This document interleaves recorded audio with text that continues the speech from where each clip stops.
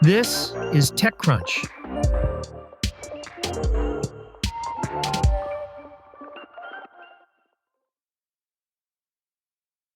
SpaceX said farewell to its V2 on Monday night as it sent Starship's current configuration on one last test flight in a mission that the company says hit all its key goals, moving the program into its next phase. The nearly 400-foot-tall rocket lifted off from Starbase, Texas at 6:23 p.m. local time. The Super Heavy booster, reused from a March test, tried a new landing burn profile, reigniting 13 engines before throttling down to 5. And finally 3 for the final hover before completing a planned soft splashdown in the Gulf of Mexico roughly 7 minutes after liftoff. Meanwhile, Starship's upper stage deployed 8 mock Starlink satellite simulators, trialing a new dynamic banking maneuver profile that the company aims to use for future return-to-pad attempts at Starbase. The upper stage then splashed down in the Indian Ocean. This marked the final launch of the second-gen Starship and the first-gen Super Heavy variants. As with the previous test flight, engineers also experimented with the heat shield tiles on the upper stage, including selective removals and novel tile variations to gather re-entry data. SpaceX also duplicated Flight 10's other key milestones, deploying simulators and relighting one of Starship's 6 Raptor engines on orbit.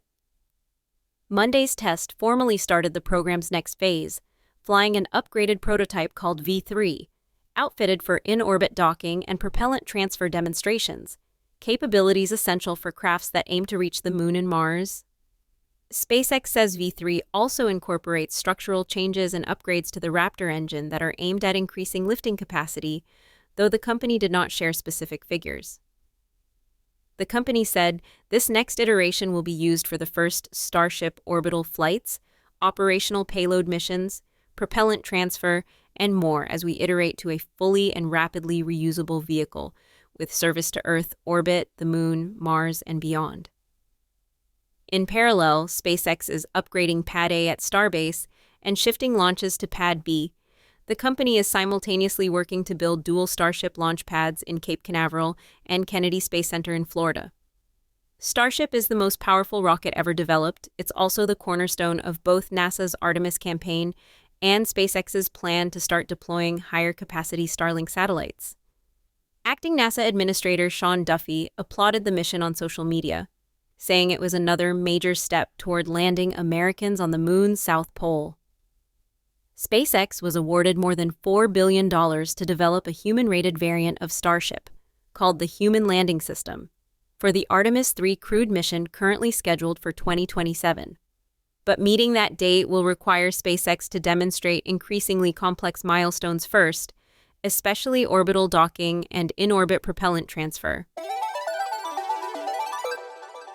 Security researchers have discovered that as many as half of all geostationary satellites in Earth's orbit are carrying unencrypted sensitive consumer, corporate, and military information, making this data wide open to eavesdropping.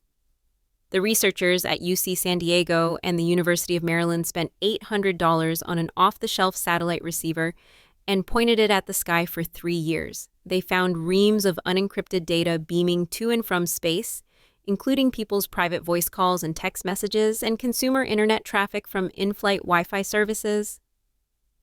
The unencrypted data also included communications between critical infrastructure systems, such as energy and water suppliers, and offshore oil and gas platforms, according to Wired, which first published the researchers' findings. The researchers spent the past year alerting affected organizations to the exposure, including T-Mobile and AT&T's network in Mexico, which began encrypting their data soon after to prevent future eavesdropping. But the researchers warn that not everyone has remediated their own exposed data, including some critical infrastructure providers, and that large amounts of satellite data will be exposed for some years to come.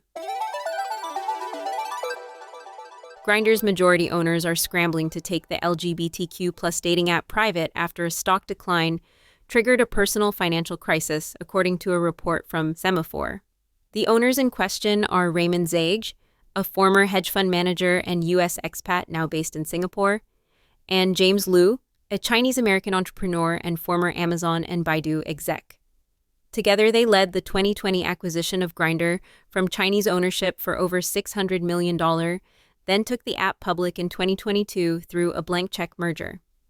Reportedly, Zage and Liu, who together control more than 60% of Grindr, pledged nearly all their shares as collateral for personal loans from a unit of Singapore's sovereign wealth fund, Temasek. After Grindr began a slide at the end of September, those loans became under-collateralized, worth less than the debt, so the Temasek unit seized and sold some of the shares last week. Grindr's stock slide appears disconnected from business fundamentals. Profits were up 25% in the second quarter, Semafor notes, though it has seen some executive turnover, there has been some investor concern about narrowing margins too. Either way, the pair are now said to be in talks with Fortress Investment Group, itself now majority owned by Mubadala Investment Company, which is itself owned by the government of Abu Dhabi, to secure financing for a buyout at around $15 per share, which would value Grindr at around $3 billion. Shares jumped following the report.